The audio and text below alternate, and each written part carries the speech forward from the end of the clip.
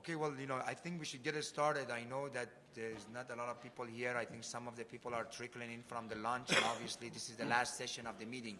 So, but I think folks have flights to catch, and, listen, we are here to learn, so that's good. I think we're going to give the first talk to Dr. Tino Pena. He's going to be talking about post-intervention testing, ABI, ultrasound, whatever he does.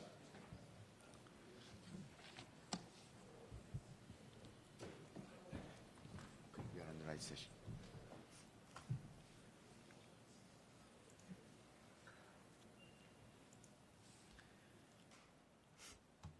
These sessions usually turn up to be the best, so I think we're going to have fun.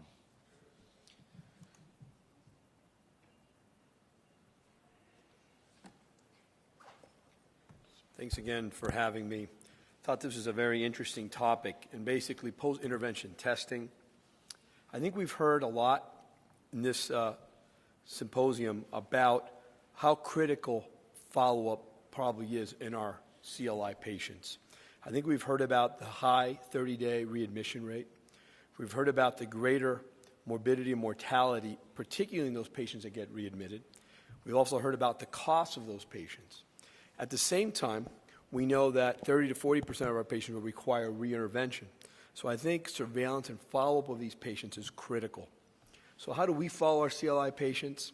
So a member of the treatment team, we already talked about collaborative teams, and we have one in Miami that works together, will see that patient at least pretty much a week after you get discharged. We think that's very important to have a touch point within a week of discharge with one of the vascular specialists of some sort. And we usually decide, we kind of, usually it's an impromptu phone call or something, say, okay, I'll see them and what have you, and we plug them into the system. Well, we'll likely then see the patient every 2 weeks for at least a month, or until the patient is, quote, flying, all right? And every patient, I think, is different in that type of perspective. So I think it's very fluid.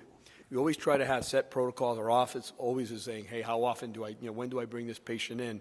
But they know in these CLI patients, they need to ask us, because it really depends on when we see them, how well they're doing. And I think it's kind of a gestalt. There are a lot of different factors, how well the patient is doing just by looking at the care they're receiving and what have you. I think pictures and images of the ulcer or of the lesions is critical. You need to have these saved somewhere so you can compare them, and we like to put them in our EMR that both the vascular surgeons and the IRs, basically, we have a way, we can share that same EMR so we're able to see it. And then when we see the patient, we have to have an assessment of perfusion. Now, this may be the patient's symptoms, and that's always very important. I think you always have to listen to patient's symptoms, and there's a lot of articles written in many different parts of the vascular tree where patient symptoms is probably the most specific and sensitive.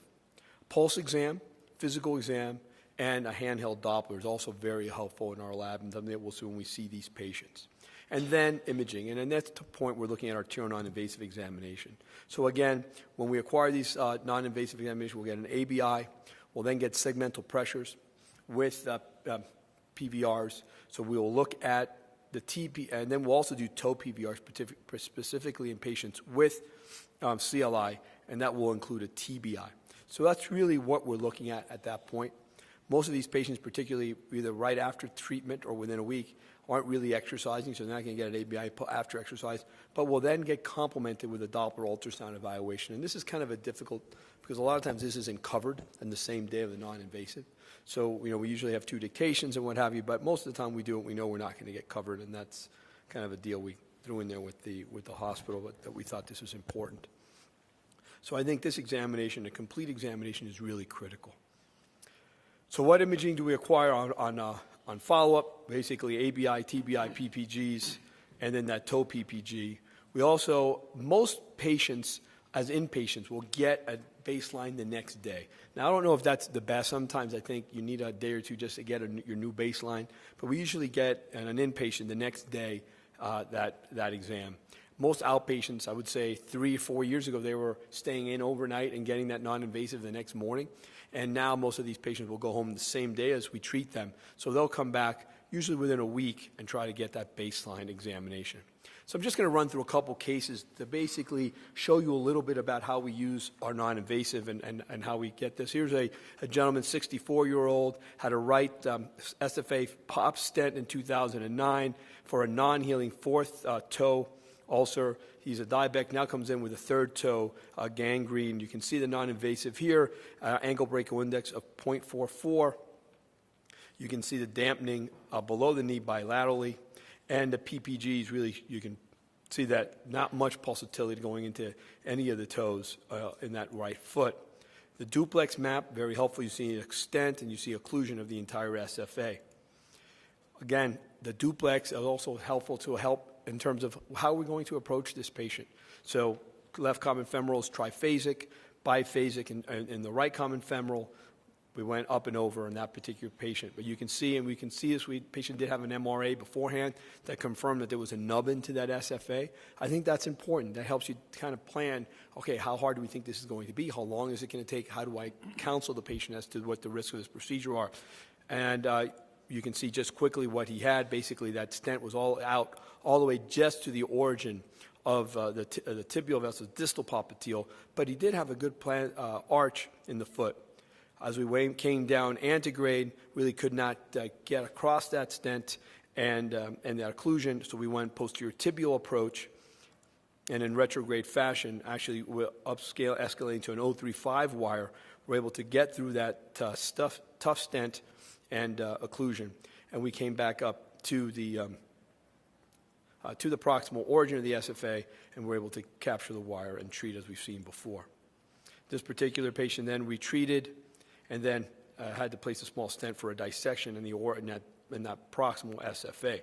So how do we follow this patient? The patient came back to the office, and again, post-intervention follow-up. So here we have the ankle brachial index of 0.75, and when you compare, you can now start seeing the pulsatility at the ankle and at the metatarsals, and also the pulsatility in the digits. And recall that he had had an amputation for gangrene of the third right toe previously. But I think this is really important. Now we know that what the patient is like after the procedure. When we see this patient in 2 or 3 weeks, doesn't mean we're going to have a non-invasive every single time we see them, but we know what that non-invasive looks like, and if there's any question, we'll go ahead and perform that. I would say we perform one probably 2 months after the initial treatment, unless there's a reason that the patient's not getting better. So we've talked about those patients that are slow to heal. Those patients would probably get a non-invasive just to make sure there's any tip-off of what's going on. A second patient, very similar, a left fifth toe also. You can see flattening there. You can see acquiring the non-invasive. This patient had a distal lesion in the region of the foot, and we recanalized that anterior tibial into the dorsalis pedis. And again, you can see now the changes in the PPG waveforms. I'll finish with the last case that we had, a 56-year-old male, extensive PVD. He's already had a history of ulcer in the left heel. He had prior partial amputation to the right foot, where he has a cross-fem graft as well. You can see here now very difficult ulcers. I hate heel ulcers, difficult to treat, really require a lot of revascularization. You can see here what we're dealing with in the left and how there's flattening of all the digits in the left foot. We access the left cross-femoral graft, flush occlusion, tried to get down, really weren't able to get down from that flush occlusion, but he did have some good tibial vessels. So after initial attempts, went ahead and punctured from a pedal approach, came back up, and now we were trying to basically get into that flush occlusion into a graft. So if you saw my initial pictures, almost looked like that cross-femoral graft came into that common femoral really close to where that profunda was. So we were concerned how we're going to re-enter here. We tried. You can see here some staining from getting subintimal and getting around this area as we're trying to get back into this graft. We actually went with glide wires. We actually then placed a naked outback device from the pedal approach, and then basically shot the wire into the vessel and then captured it with a snare and then used that to revascularize, and you can see that result there. Again, difficult revascularization procedure. How do we follow these patients? You can now see the pulsatility in the ankle at the metatarsal level, and again, some pulsatility that is back now in terms of when you compare it, much improvement in PPGs. So follow-up, I think it's important that you get a baseline, whether it's the next day or within a week of the treatment. When you discharge a patient, make sure they're on the proper medications. We like to see them within a week at some touch point with one of our providers. We then like to see them, if we perform the interventions, within 2 weeks, 4 weeks, and then we adjust it depending. We like to get, after that baseline study, we may get a study at 2 months and then maybe 6 months, depending how we're doing. But we'll keep a very close eye on these patients, even after they're healed. Thank you. Because folks have to leave to the airport and you have to go, you have a couple of seconds, maybe we can ask a couple of questions. How reliable do you think is Doppler? People sometimes, they want to cut, they don't want to do hemodynamics, it takes time, they say, okay, I do the Doppler, it's monophasic, biphasic. Do you think that's reliable enough to just rely on that? I think it's additive. I don't know if it's completely reliable, because I think there may be a subtle change that you just can't pick up with the Doppler. Obviously, some of them are obvious, right? Even the patient will tell you, Doc, we could hear that 2 weeks ago, now we don't hear it. And a lot, they'll know right off the bat. But I think it's additive. I think it gives us another piece of information. But I don't think it really, for what we're getting with our PPGs and looking at the toes and that pulsatility, I don't think we can kind of, I think it's just additive.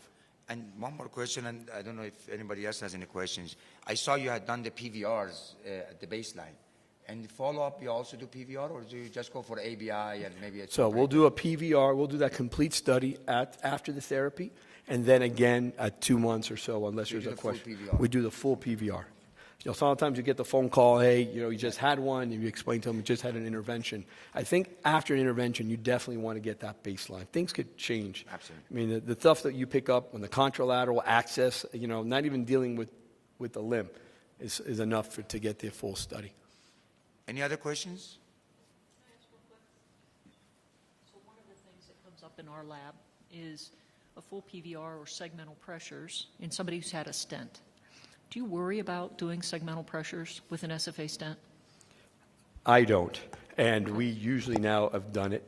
Some patients, and we probably all know those patients that come out of the lab after a stent placement, and they have that feeling, that sore feeling, that stretching of the adventitia by the stent. So a lot of times they may say, oh, we couldn't do it, they were too sensitive. I am not concerned. I think the procedure and the actual exam is fast enough that I don't think there's risk of compressing that stent. Okay, great. Thank you very Good much. Question, though, because a lot of people ask that, and they say, oh, don't do it. We definitely do it.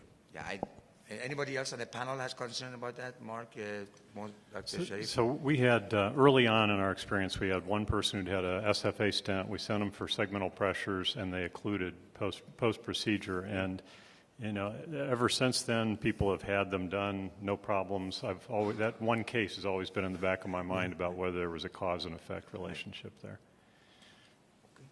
All right. Well, thank you very much. Thanks for having me. Safe trip.